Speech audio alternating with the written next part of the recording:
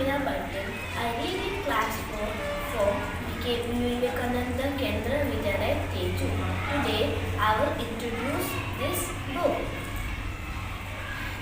The writer of this book is Shilpi and Dipti, and the name of this book is Moral Stories. There are 7 stories in this book.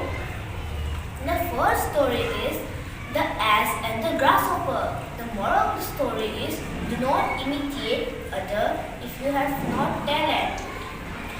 I really enjoyed this book because this book had meaningful stories and colorful pictures. It is fun to read.